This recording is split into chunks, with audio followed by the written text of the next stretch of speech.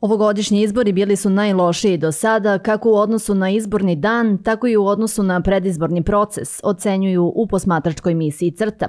Procenat biračkih mesta na kojima su uočene nepravilnosti kreće se od 8 do 10%, što je duplo više nego na prethodnim izborima.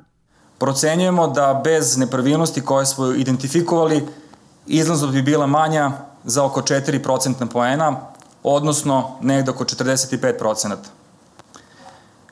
Kada govorimo o tipu nepravilnosti, zabeležili smo one koje se tiču povrede tajnosti glasanja, primoravanja i potkupljivanja birača i kršenja principa jedan čovek, jedan glas.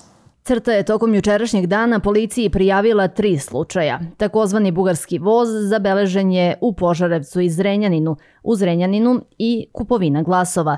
U Čačku je zabeležen sukob predsjednika i zamenika biračkog odbora.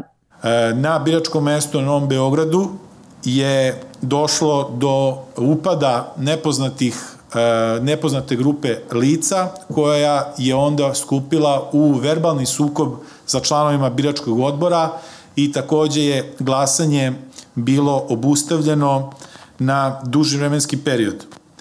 Takođe bih istakao da su zabeleženi i konkretni slučajevi pritisaka i verbalnih napada na posmatrače CRTE tokom izbornog dana.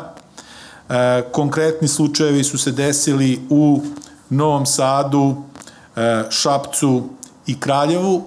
CRTA zaključuje da se predizborni proces odvijao bez ravnopravnosti učesnika, te da izbori ispunjavaju minimalne demokratske standarde. U narednim danima predstoji im podnošenje prijava, kao i detaljna analiza svega što se dešavalo tokom izbornog dana, kako bi izradili što kvalitetnije preporuke koje bi u buduće mogle da otklone sve nepravilnosti.